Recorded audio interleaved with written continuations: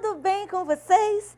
E aí, Tyron, preparado para esta super aula sobre redação? Eu sou a professora Cacau Sotero e nós estamos aqui para trazer para vocês uma aula de redação, como eu acabei de dizer. E aí, você está preparado para a redação do Enem? Com certeza, você já sabe de muita coisa que nós vamos falar aqui, mas nunca é demais, nunca vamos deixar de absorver um conteúdo, uma fala, uma dica nova. A redação do Enem tem uma estrutura específica, tem um jeito todo especial de se escrever e também serve para outros vestibulares. Você, por exemplo, que vai fazer o vestibular da UEMA, a estrutura é a mesma. Difere a questão da intervenção, mas dá para a gente pegar muita coisa nessa aula de hoje. Bom, escrever é uma atividade cotidiana, todo mundo faz isso. Você pega um bilhetinho, coloca na porta da geladeira, você pode até dizer, não, Cacau, a gente não faz mais isso, para isso existe o WhatsApp. É verdade. Os textos de WhatsApp, os comentários no Instagram, Twitter, Facebook, enfim, as redes sociais nos oportunizam este ato de escrever, fazendo dele uma atitude, uma atividade cotidiana. Mas a redação é um ato de escrever, de produzir um texto. Toda vez que você escreve, você está redigindo, você está produzindo, você está fazendo uma redação. Agora, quando você presta um vestibular, um concurso público, ou até mesmo treinando aí para o vestibular no terceiro ano, né, no terceirão, você tem como padrão e aspectos específicos que você... Específicos? Ixi, quase não sai, né? Específicos? Repete aí, específicos. Palavras que vão se enrolando aqui na hora que a gente está falando. Enfim, aspectos, né? Algo mais específico que você precisa estar atento, estar atenta na hora da sua redação, tá bom? Então, a redação nada mais é do que o ato de produzir um texto, no caso, escrito. O que você também já deve saber, esses textos escritos têm tipos, né? A tipologia textual, que pode ser a dissertativa, né? A tipologia dissertativa, descritiva, narrativa e informativa. O que é uma tipologia textual? Revendo, vamos relembrar. É um texto que vai sempre apresentar a mesma estrutura. Por exemplo, uma narrativa.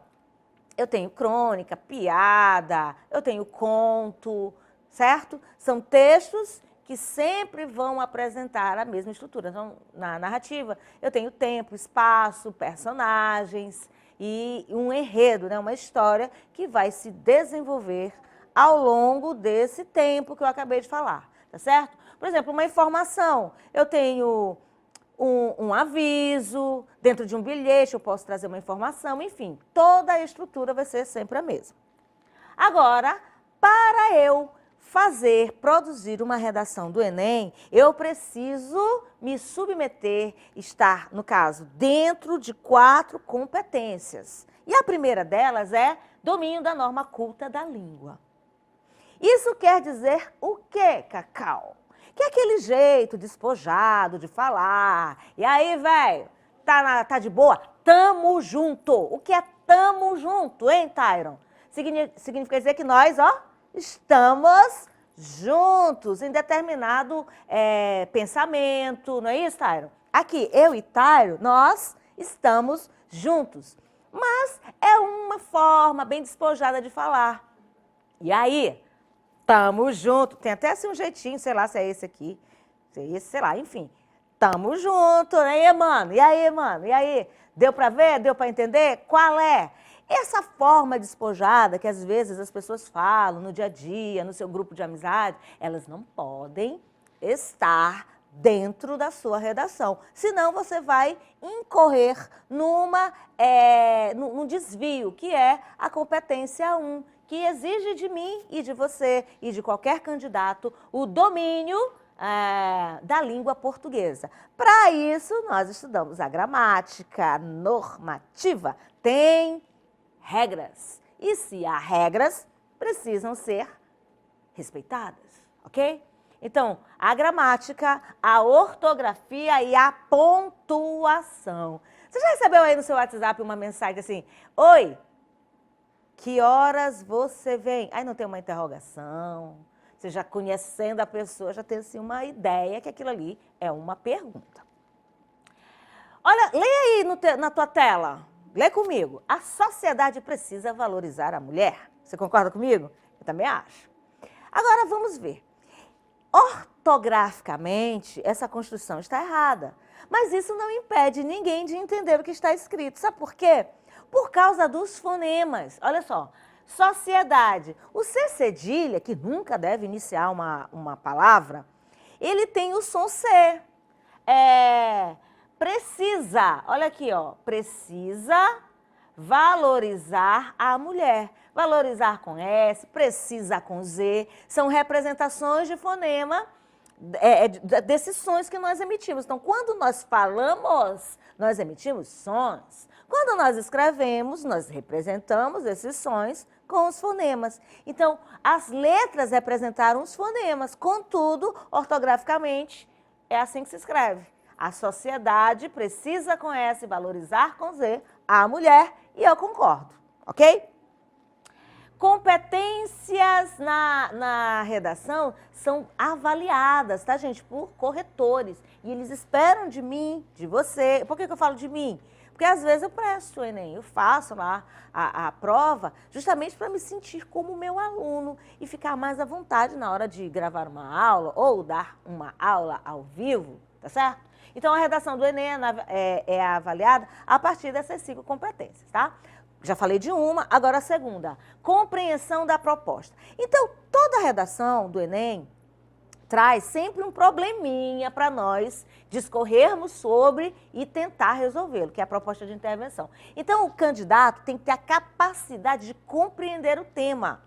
Já houve, por exemplo, há muito tempo, um tema que era a lei seca, aquela que vai punir condutores de veículos se estiverem alcoolizados. E teve gente que não compreendeu a proposta e falou da seca no Brasil, é verdade, parece piada, mas é verdade. Então, aquele candidato que escreveu sobre a seca no Nordeste, por exemplo, né, dentro do Brasil, na região Nordeste, não entendeu a proposta e escreveu sobre algo totalmente diferente. Então, quando eu compreendo o tema, quando vocês compreendem o tema, vocês vão desenvolver um texto que vai atender aos objetivos da prova. Selecionar e organizar as informações. Por que selecionar? Porque dependendo daquilo que você vai escrever, existe uma hierarquia nas suas ideias. Eu não posso falar de determinada coisa esquecendo de um pressuposto, por exemplo, tá bom? Então, por exemplo, as causas que levam à desvalorização da mulher na sociedade. Existem algumas, eu preciso pontuar, e essa pontuação tem que ser progressiva, tá? Do menor para o maior, ou, quem sabe, dependendo do contexto, do maior para o menor. Então, essa seleção de ideias e informações, às vezes, precisa de uma hierarquização, tá bom? Selecionar informações relevantes, claro, para o tema, e organizá-la de forma coerente e clara. A competência 4 é quando você constrói a sua argumentação. Aí eu me lembro de uma situação, não, de um programa que passa na TV Cultura, Castelo Rá-Tim-Bum, não sei se ainda passa, mas no YouTube você pode procurar. Tem um garoto, uma personagem, que é o Zequinha. O Zequinha faz muita pergunta. E quando todo mundo se irrita com as perguntas do Zequinha, falam assim, porque sim. Ele pergunta alguma coisa interessante e as pessoas dizem assim, por que sim? Porque sim não é resposta. Aí aparece alguém para tirar a dúvida do Zequinha. Então, os meus argumentos precisam ser bem fundamentados. Eu não posso dizer assim, porque sim, porque eu gosto, porque isso, porque aquilo. Não, tenho que dizer, tenho que embasar o meu argumento e sustentar a minha tese com coerência e coesão, a minha tese, a minha ideia, tá bom? E a competência número 5, que é a última, eu tenho que elaborar uma proposta de intervenção, ou seja, eu vou solucionar, eu vou dar ideias que solucionem o problema proposto que é abordado na redação, tá bom? E como a gente fala de construção, de tudo ficar bem claro e objetivo, a gente precisa fazer tudo com coerência, que é o equilíbrio e a unidade de ideias dentro de um texto. A falta de sentido num texto é chamada de incoerência ou falta, ou ainda erro de coerência, tá bom? E eu trouxe aqui para vocês um exemplo, ó. A sociedade, a partir das mais belas invenções tecnológicas, começou a fazer muitos jovens e beberem mais e a investir em seus estudos com livros antigos. Observa aí que tem uma confusão de ideias a partir daquilo que está sendo proposto, tá bom? Então, quando eu vou ter coerência, eu preciso deduzir sobre o assunto, deduzir, inferir. Eu não sei muito bem sobre aquele assunto, talvez eu não tenha aprofundamento nele, mas eu consigo perceber o que estão querendo dizer a partir das minhas deduções. Exemplificações, contextualizações, conhecimento sobre aspectos globais, entre outros, por exemplo, a crise hídrica, eu preciso saber também sobre economia, eu preciso conhecer, eu tenho também que ter muita informação atual, tá bom? A coesão, ela vai trazer harmonia entre aquelas ideias que eu vou apresentar, uma conexão lógica. E quem faz essa conexão? As conjunções, preposições, advérbios e locuções adverbiais. Você já ouviu essa música da Vanessa da Mata? É só isso. Não tem mais jeito. Acabou. Boa sorte. Não tenho o que dizer. São só palavras. Saiba o que eu sinto não mudará. Observa essa mesma letra, né, esse trecho da canção, bem amarradinho, é assim que a gente fala, né, bem conexo com com os elementos coesivos, conjunções, preposições, olha só. Se é só isso, então não tem mais jeito, por isso acabou. Desejo-lhe boa sorte e não se preocupe, não tem nada o que dizer. Isso são só palavras, mas saiba que o que eu sinto por você não mudará. Bom, gente, hoje nós falamos de redação. Iniciamos a nossa aula e eu venho com outra, trazendo para você mais dicas para você ter a sua redação nota 1000. Compliquei?